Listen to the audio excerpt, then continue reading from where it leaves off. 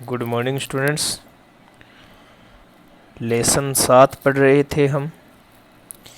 आज इसमें हम पढ़ेंगे नील्स बोर की परिकल्पना। सन 1913 में नील्स बोर ने हाइड्रोजन परमाणु की संरचना तथा उसके स्पेक्ट्रम को समझाने के लिए प्रतिरूप बनाया तथा इसे तर्कसंगत रूप से समझाया भी। नील्स बोर जो हैं, इन्होंने 1913 में जब रदरफोर्ड ने परमाणु मॉडल दिया, उसके बाद में नील्स बोर ने अपना परमाणु मॉडल दिया और हाइड्रोजन परमाणु की संरचना को समझाने के लिए और इसके स्पेक्ट्रम को समझाने के लिए एक प्रतिरूप बनाया।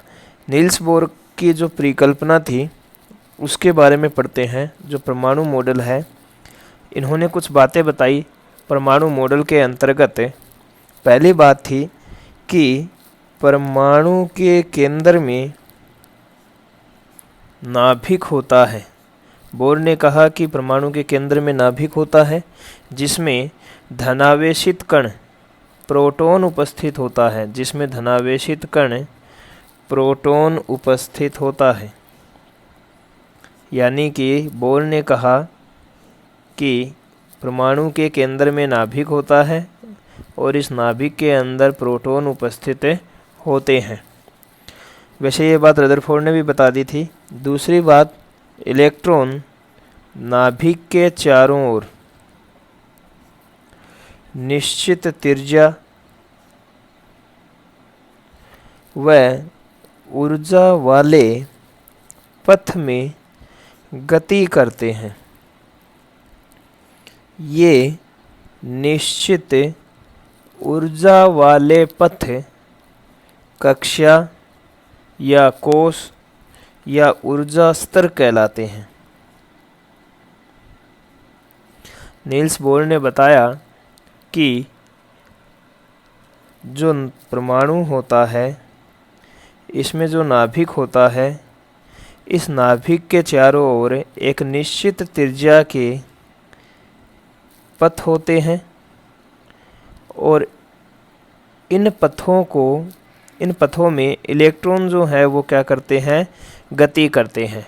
और ये जो पथ हैं, इन्हें हम कक्षा, कोश या ऊर्जा स्तर कहते हैं। आगे हम बात करते हैं। नेक्स्ट बात बोर ने बताई कि ये जो कक्षाएं हैं, ये नाभिक के चारों ओर सकेंद्रीय रूप में व्यवस्थित होती है। सकेंद्रीय रूप में व्यवस्थित होती है। इन्हें एन से दर्शाया जाता है। जो कक्षाएं हैं उन्हें एन से दर्शाएंगे।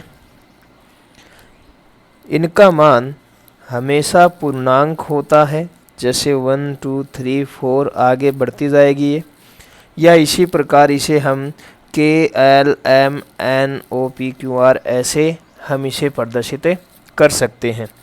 जैसे कि ये नाभिक हो गया, इस निश्चित त्रिज्या के लिए एक कोश या कक्षा, इसे हम 1 कहेंगे या के कह सकते हैं। इसके बाद में दूसरी, इसके बाद में तीसरी कक्षा, इसके बाद में चौथी कक्षा, ऐसी कक्षाएं बढ़ती जाएगी।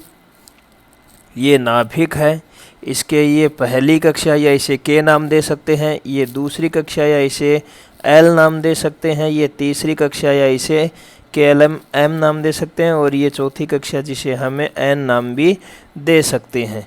तो इस प्रकार से कोशों के नाम बताए बोर ने, और इन सभी कक्षाओं को हम एन से दर्शाएंगे। आगे अगर कक्षाएं बढ़ती रहेगी तो वैसे वैसे 5 6 आगे ऐसे बढ़ती जाएगी। ये बोर ने बात बताई। आगे सुनिएगा। नेक्स्ट इसने कहा कि n का मान बढ़ने के साथ, n का मान बढ़ने के साथ मतलब कक्षा बढ़ने के साथ कक्षाएं नाभिक से दूर होती जाती है। सही बात है, ये पहली कक्षा है और जैसे ही n का मान बढ़ा यानी n का मान दूसरी कक्षा हुआ तो ये दूसरी कक्षा नाभिक से दूर हो गई। फिर n बराबर अगर हम 3 लेंगे तो तीसरी कक्षा जो है नाभिक से और अधिक दूर हो गई, और फिर अगर 4 लेते हैं तो ये और अधिक नाभिक से दूर हो जाती है। यानी जैसे जैसे हम n का मान बढ़ाएंगे वैसे वैसे जो कक्षाएं हैं वो कक्षाएं जो है वो नाभिक से दूर होती जाती है। और इनकी ऊर्जा भी साथ में बढ़ती जाती है, और ऊर्जा भी क्या होती जाती है, बढ़ती जाती है। यानी इस कक्षा के अंदर सबसे कम होगी ऊर्जा, इसमें इससे अधिक, तीसरी कक्षा में दूसरे से अधिक, चौथी कक्षा में तीसरी कक्षा से अधिक ऊर्जा होगी। इस प्रकार जैसे जैसे n की संख्या बढ़ेगी ऊर्जा का मान भी धीरे धीरे वैसे बढ़ता जाएगा। यानी कि सबसे कम जो ऊर्जा होगी वो कौन सी कक्षा में होगी, पहली या के कक्षा में होगी। आगे बात करते हैं इन कक्षाओं में, 5वां पॉइंट है, इन कक्षाओं में इलेक्ट्रॉन का जो कोणीय संवेग है वो mvr होता है और ये बराबर होगा h/2 पाई के। कक्षाओं में इलेक्ट्रॉन का जो कोणीय संवेग होगा वो mvr बराबर h/2 पाई होगा। यहाँ पे ये इतना होगा या इसका गुणक होगा। h जो है यहाँ पे वो प्लांक स्थिरांक है, m जो है वो इलेक्ट्रॉन का द्रव्यमान है, v जो है यहाँ पे ये इलेक्ट्रॉन का वेग है, और जो r है वो कक्षा की त्रिज्या है। इस प्रकार से हम जो कोणीय संवेग है इलेक्ट्रॉन का वो निकाल सकते हैं। अर्थात इलेक्ट्रॉन केवल उन्हीं कक्षाओं में गति कर सकेगा जिनका कोणीय संवेग nh/2 पाई होगा। आगे बात करते हैं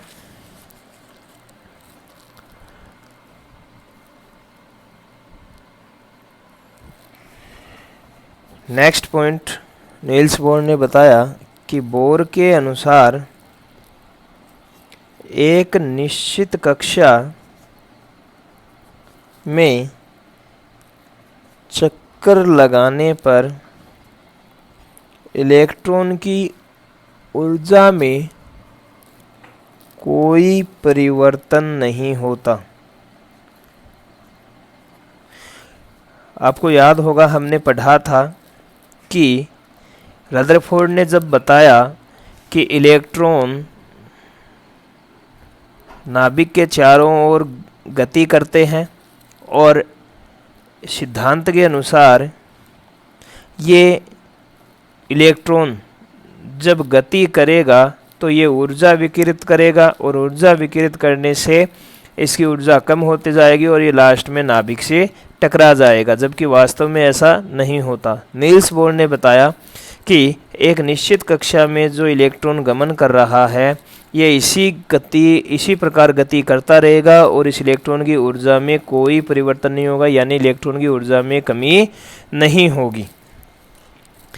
आगे हम बात करते हैं इलेक्ट्रॉन जब परमाणु के बाहर किसी प्रकार की ऊर्जा का अवशोषण करता है, यानी कि पहली कक्षा में कोई इलेक्ट्रॉन है, ये दूसरी कक्षा है, ये तीसरी कक्षा है, ये पहली कक्षा है, ये दूसरी है, ये तीसरी है।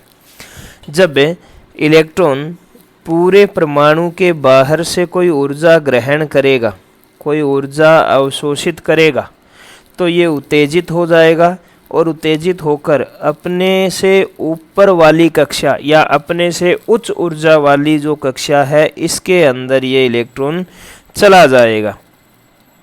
दोबारा सुनिएगा, जब इलेक्ट्रॉन परमाणु के बाहर से कोई ऊर्जा ग्रहण करेगा तो यह इलेक्ट्रॉन ऊर्जा ग्रहण करके उत्तेजित हो जाएगा और अपने से उच्च ऊर्जा वाली कक्षा में चला जाएगा। इसी प्रकार यदि कोई इलेक्ट्रॉन किसी कारणवश ऊर्जा का उत्सर्जन करेगा, ऊर्जा को बाहर निकाल देगा, तो यह अपने से निम्न ऊर्जा स्तर वाली कक्षा में आ जाएगा। परमाणु में इलेक्ट्रॉन द्वारा इसकी ऊर्जा अवशोषण व उत्सर्जन से रैखिक स्पेक्ट्रम का निर्माण होता है। इसने बताया कि जिस प्रकार से इलेक्ट्रॉन ऊपर जाते हैं और ऊर्जा उत्सर्जन के दौरान वापस अपनी निचली कक्षा में आ जाते हैं, तो इससे रैखिक स्पेक्ट्रम बनता है। आगे हम अगर बात करें तो बोर मॉडल की कमियों के बारे में पढ़ेंगे। बोर मॉडल की कमियां। बोर मॉडल की कमियां। यह निश्चित है कि रदरफोर्ड के मॉडल से बोर का जो परमाणु मॉडल प्रतिरूप है वो अधिक विकसित था। इसके द्वारा परमाणु के रैखिक स्पेक्ट्रम और स्थायित्व की व्याख्या की जा सकी, परंतु फिर भी कुछ कमियां पाई गई। जैसे पहली कमी थी बोर मॉडल की कि अधिक इलेक्ट्रॉन वाले परमाणु प्रतिरूप को इस मॉडल द्वारा प्रस्तुत नहीं किया गया या स्पष्ट नहीं किया गया। इस मॉडल द्वारा स्पष्ट नहीं किया गया, यानी कि मॉडल ने जो अपना प्रतिरूप दिया वो केवल एक इलेक्ट्रॉन के द्वारा दिया गया। एक इलेक्ट्रॉन को समझाने के लिए कि एक इलेक्ट्रॉन होगा तो वो किस प्रकार से ऊपर जाएगा, किस प्रकार से नीचे आएगा और अपनी निश्चित कक्षा में घूमता रहेगा। लेकिन अगर इलेक्ट्रॉन एक से ज़्यादा हो तो उस परमाणु की व्याख्या जो है वो स्पष्ट रूप से यह मॉडल नहीं करता है। दूसरी बात है कि उच्च भेदन क्षमता से जब हमने उच्च भेदन क्षमता वाले उपकरणों से हमने देखा तो जो रैखिक स्पेक्ट्रम है पर इलेक्ट्रॉन का रैखिक स्पेक्ट्रम यह एक से अधिक लाइनों का प्राप्त हुआ। एक से अधिक लाइनों का प्राप्त हुआ। इस बात को जो यह मॉडल है बोर मॉडल यह स्पष्ट नहीं कर सका। नेक्स्ट अगर बात करें तो यह परमाणु द्वारा रासायनिक बंध बनाकर रासायनिक बंध बनाकर अणु बनाने की प्रक्रिया को स्पष्ट नहीं कर सका।